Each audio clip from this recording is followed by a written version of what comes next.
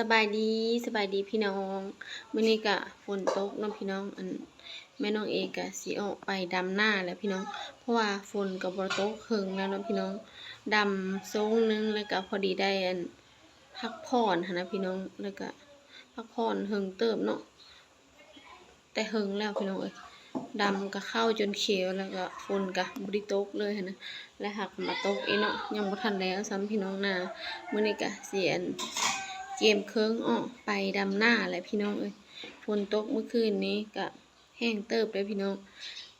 คือสิได้ดำอยู่ดอกมื้อนี้พี่น้องเอ้ยเพราะว่าแถวนี้น้ำก็อ้างหลายอยู่พี่น้องก็สิได้เกมเคิงออกไปดำหน้ามาเด้อพี่น้องกินข้าวเช้าปิ้งตีนไก่แล้วก็อันนี้มั่มแล้วก็โลมี่พี่น้องน้องสบายดีป้าลุงเนี่ยสวัสดีลูกกำลังกินข้าวซะกินข้าวแล้วก็เพิ่นอยู่น้ำพอพี่น้องมื้อนี้นะเช้าค่ำอ้อนะเพิ่นอยู่น้ำพออยู่เฮือนเด้พอเพิ่นอะไรกันที่เพิ่นเจ็บแอวนะพี่น้องก็เลยแบบบ่ได้ไปนะเจ็บแอวแล้วก็มันเจ็บขานำเนาะเฮ้ยเจ็บแอวแค่ขาเบื้องขวา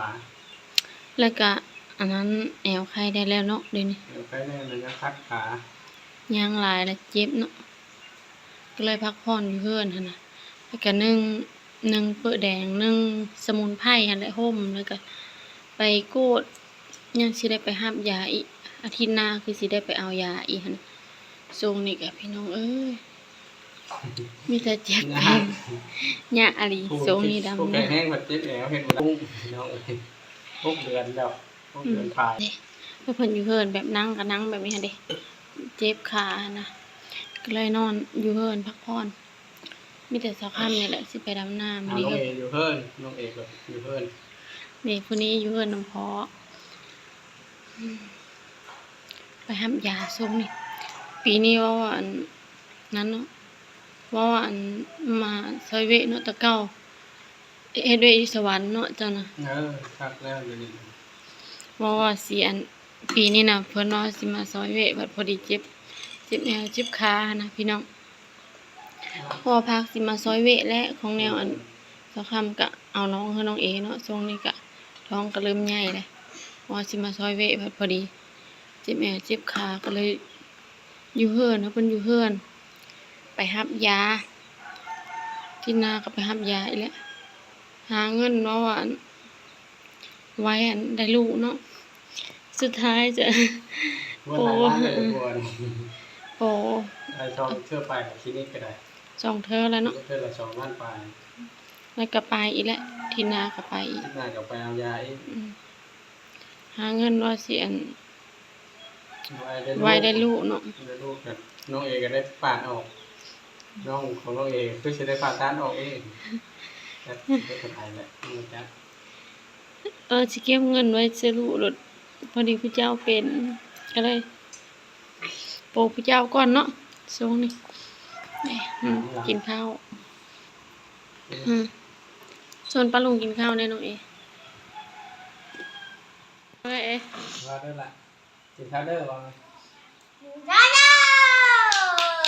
หาดื้อ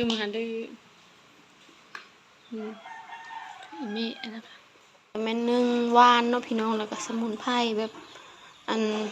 ห่มนะพี่น้องห่มน้ำแล้วก็พ่อน้องเอแล้วพี่น้องเพิ่นเจ็บแอวแล้วก็เจ็บขานั้นนะพี่น้องแล้วก็มีเปิดแดงน้ำพี่น้องดินึ่งห่อซื้อกันเลยเอามุกแบบมุกจุกเสื้อแพรแบบนี้ห่มน้ำนะเขาเอามาเฮ้อวานกันดินึ่งแบบนี้แล้วก็เอาไปห่มเสื้อขาเสื้อเอวแต่ว่ากินยาน้ำแล้วก็เฮ็ดแบบนี้น้ำนะพี่น้องแล้วก็ออกกำลังกายน้ำหลายอย่างนะพี่น้องสูงนี่เนาะแล้วเพิ่นพักผ่อนอยู่เพื่อนเราก็สิไปหน้าแล้วร้อยแล้วเนาะพี่น้องก็สิไปหน้าเนาะพี่น้องมันเนี่ยไปหน้าก่อนพี่น้อง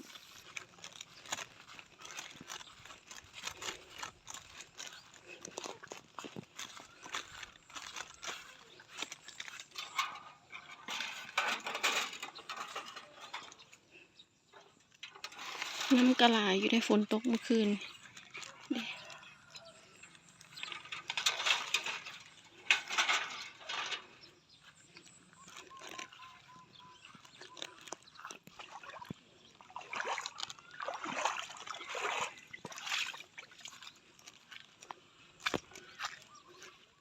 มืดครึ้มอยู่ได้พี่น้องมื้อนี้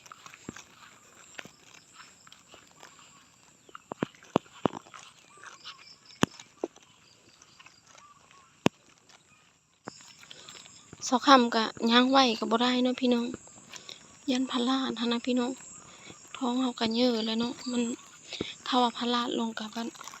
อันตรายหั่นนะพี่น้องค่อยไปอันนี้แม่นนายอดนาว่านเขาเนาะพี่น้องนาว่านเขาอันนี้งามอยู่ได้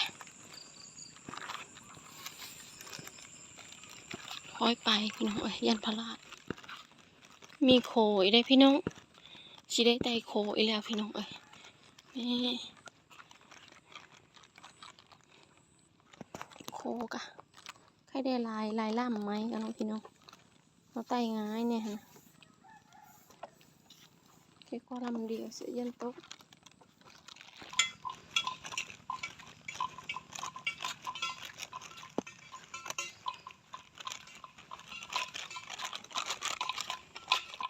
ฮอดหน้าเลยพี่น้องมาฮอดเดินหน้าเขาเสาแป๊บซี่อันนี้หน้าเทเพิลว่านเอาพี่น้องเสาแป๊บเทเพิลว่านเอาเลยเสาแป๊บนี่หน้าแม่น้องเออยู่ทางพูนพี่น้องเห็นกอไผ่เลยเห็นกอสังไผ่เลยคือสิฮอดแล้ว2 คนเนาะพี่น้องยังบ่ได้ลงสาวละน้อยแล้วก็น้องหำน้อยพี่น้องเห็นดิน้องของน้องย่านเนี่ยอยู่เฮิรนพี่น้องน้องย่านอยู่เฮิรนกับน้องเอแล้วก็พ่อน้องเอพี่น้องหากะมาฮอดหน้าพี่น้องหากะมาฮอดหน้าเนาะพี่น้องหากะมาฮอดเถงตอนนี้กำลังสิลงเนาะพี่น้องอันสาวโนนกับแม่ลงก่อนแล้วพี่น้องเพิ่นลงโลกาแล้ว ตอนนี้เนาะเดี๋ยวสักคำฮอดตะกาแล้วพี่น้องวันนี้โลกาเนาะตอนเช้าอันนั้นแม่สาวโนนกำลังลกอยู่นะพี่น้องแล้วก็อันนั้นน่ะพอสาวโนนกำลังดูดน้ำอยู่น้องพี่น้องเพราะว่าฝนตกก็ได้น้ำบ่หลายปานใดหั่นนะก็เลยได้ดูดเสื้อดำเฮอเยอะได้พี่น้องมื้อนี้ตอนแรกคือสิได้ดำได้สาวโนนกะกำลังลกกาอยู่ลกได้หลายมัดเติบแล้วได้พี่น้องเพิ่นเพราะว่าแม่น้องเอมาสาวมาสาเนาะพี่น้องเด็กพี่น้องสาวโนนสบายดีโนนมาลกกาแต่สาวเนาะมื้อนี้เฮิงและพักเฮิงแล้วเด้พี่น้องถ้าเราบ่ได้ดำหน้ายังแถวนี้แหละแถวนี้แหละพี่น้องยังบ่ได้ดำนะแต่ว่าทางลุ้มพุ่นนะกะว่านเอาแล้วกะดำแล้วก็บ่หลายปานใดพี่น้องประมาณ7-8เฮอนี่แหละพี่น้องแล้วก็ค้างน้ำมาตัวดำแล้วน่ะจนเขียวแล้วพี่น้องแล้วก็สิมาดำอีกบัดนี้แหละพี่น้องกล้ากะจนแก่หมดแล้วพี่น้องมันนี่ดูดน้ำเสร็จเห็นมันคืมเนี่ยมันคืมมื้อนี้พี่น้องเด็กฝนตกก็ได้น้ำประมาณนี้แหละพี่น้องได้บ่หลายเนาะหน้าแม่น้องเอนั่นนะเดี๋ยววันนี้ก็สิไปโลกาซอยสาวโนนก่อนพี่น้องซึ่งเฮิงลายยันเพิ่นหายพี่น้องเพิ่นลงมาแต่เช้าๆแล้วเขามาช้ากว่าเพิ่นอีกพี่น้องท่านี้ก่อนเด้อพี่น้องหากะหึ่นพี่น้องหากะหึ่นตะโลกากำลังสิกินข้าวนี่แกงไก่กระมกหน่อไม้แล้วก็มาหมูดิแม่ชะโนนนี่แม่มานะแม่เอาผัดบ่เยอะมาเด้อพี่น้องมีข้าวมื้ออื่นกระดำอีกบ่เนาะใช่ครับต้องเบิ่งเพิ่นนี่แหละเนาะมีบ่คือคุกกี้น้ำสุดที่ได้แซ่บเนาะเนี่ยมันไหลโน่นะแกงไก่แซ่บอยู่ ที่ข้าวติ๊บนะไปบ้าง เนี่ยกินรสนี่นะลายมาลายนี่เอากับข้าวลายปะนะมองเพิ่นเสือขาวมองเพิ่นรอดมาข้าวเต้าข้าวมือถึงหมดแล้วเต้าก็เอาบอกกินแล้วกูก็กินข้าวเต้าเอาคือได้หย่อนมาโบบนี่เอาเห็นแล้วก็ตาคนก็ตาไปก่อนไปหาลูกไม้บ่มว่านว่านเมื่อกี้ดินก็มันก็เป็นบ้านหน่อยถูกไหมก็เป็นตาคนเท่าเล็กนี่ไปทางโน้นโจนนู้นมาดำหน้าเด้อวันนี้ดำหน้าเลยโย่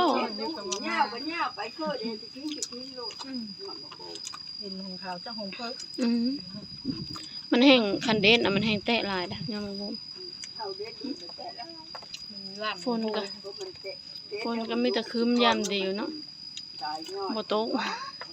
จนได้ดูดน้ำ ได้แต่ครึ้มใครแต่บ่แดด